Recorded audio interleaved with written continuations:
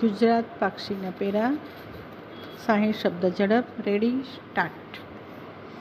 વિધવા બહેનોની નાની નાની વાતોમાં ચિંતિત સરકારે એક મહત્વનો સુધારો કર્યો કે જેનાથી ગંગા સ્વરૂપા બહેનોની આખી જિંદગી ચિંતા દૂર થઈ ગઈ. પહેલાં એવી શરત હતી કે વિધવા બહેનનો પુત્ર 21 વર્ષનો થાય એટલે સહાય બંધ કરી દેવાની, પરંતુ સંવેદનશીલ સરકારે આ બાબતનું પણ ખાસ ધ્યાન રાખી આ શરતને જ રદ કરી નાખી છે. હવે તેઓને આજીવન સહાય મળી રહે છે. ફકરો. ગંગા સ્વરૂપા આર્થિક સહાય યોજનામાં સહાય મેળવવા માટે ગ્રામીણ વિસ્તાર માટે લાભાર્થીના કુટુંબની વાર્ષિક આવક ₹1.20 લાખ અને શહેરી વિસ્તાર માટે ₹1.50 લાખ સુધીની હોવી જોઈએ. રાજ્ય સરકારે વર્ષ 2024-25માં 16.41 લાખ લાભાર્થીઓને આર્થિક સહાય આપી હતી. આ વર્ષ 2025-26ના બજેટમાં વિધવા બહેનોને આર્થિક રીતે મદદરૂપ થવા ₹3015 કરોડની જોગવાઈ કરી છે, જે મહિલાઓના ઉત્કર્ષ માટેની રાજ્ય સરકારની પ્રતિબદ્ધતા દર્શાવે છે. ફકરો.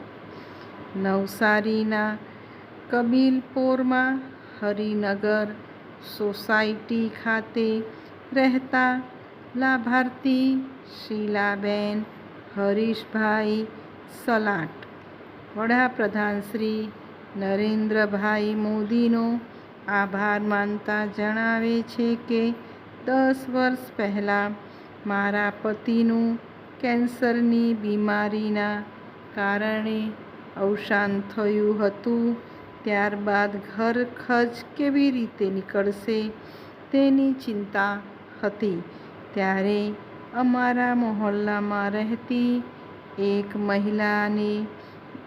મહિલાએ મને ગંગા સ્વરૂપા યોજના વિશે જાણ કરી અને મેં કાર્યવાહી હાથ ધરી હતી, જેથી બીજા જ મહિને મારા પોસ્ટ ખાતામાં સહાયની રકમ જમા થતી ગઈ હતી.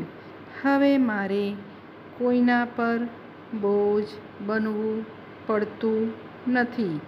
સ્વમાનથી જીવી શકું છું. ફકરો.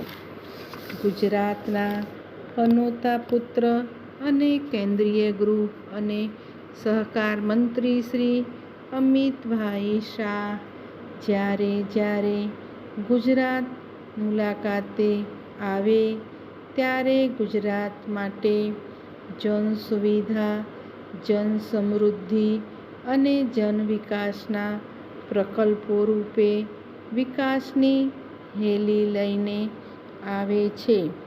તાજેતરની ગાંધીનગર, અમદાવાદ અને જૂનાગઢની તેમની મુલાકાત દિવ્યાંગો, સહકારી સંસ્થાઓ અને અધ્યાત્મ કેન્દ્રોને સમર્પિત રહી હતી.